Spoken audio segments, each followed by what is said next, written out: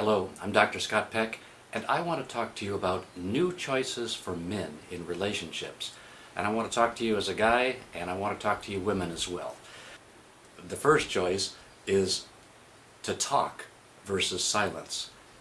We men just have never learned really to talk very well. We like silence more than talk, and that's just the way it is. We're coming out of that. That's really the new choice, that we can come forward and talk.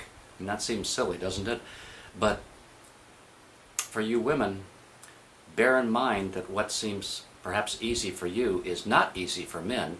So your patience and non-judgment brings forth the ability for men to talk. Now, the second new choice for men is whether to talk from the heart or whether to talk about things. I have a new iPhone. I'm crazy about it. I could talk for hours about it.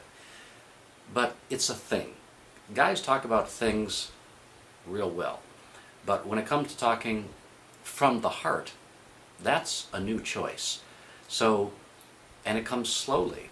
So, but yet when you speak from the heart as a man, something opens up within you that allows your full self to finally be revealed. And this is the way life is. Life takes place in the heart.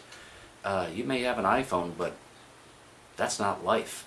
It's happy, but it's not life. That is a full heart.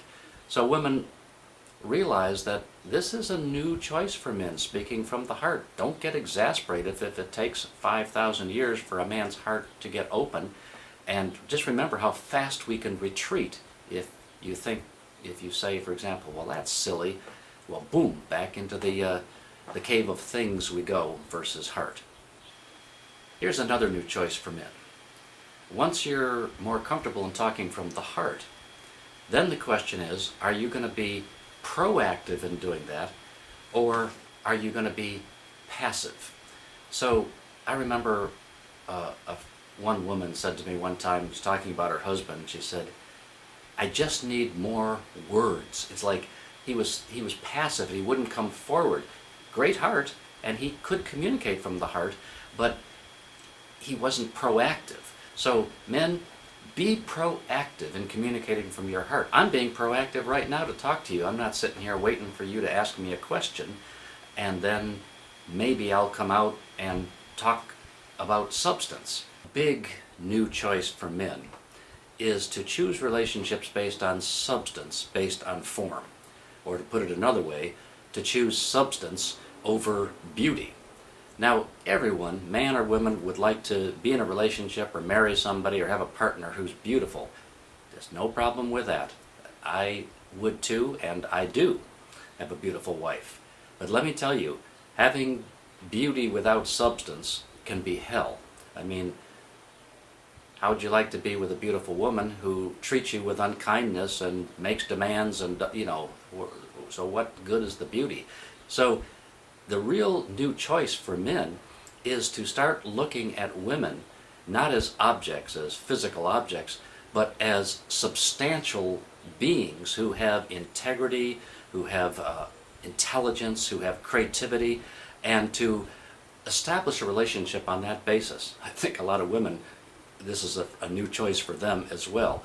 But the power of making this choice to choose substance over form creates possibilities in relationships where they can actually succeed and not fall apart, because how long can beauty keep going on and make a relationship have any depth or longevity? It really can't. But this is true in a way as we choose business partners, as men choose other men to be business partners or other women, that choosing substance over form rather than the glamour or the glitz or how much money they're making or what a pizzazz they may show. What is the real substance beneath the surface? Do you like this person? Can you get along with this person? Do they have the same values as you? This is choosing substance over form, and that's a new choice for men, and I think for women too.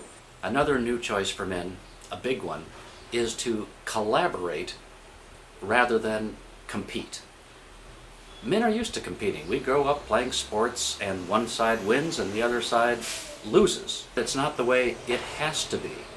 everybody can win, and it's so much more fun when you do it that way. That's just the way it is. I remember playing tennis with a guy, a really good friend, a co-worker, and I always beat him. Just kind of repeatedly beat him 6-4, 6-3. And finally one day I said, "Would you like to learn how to beat me?"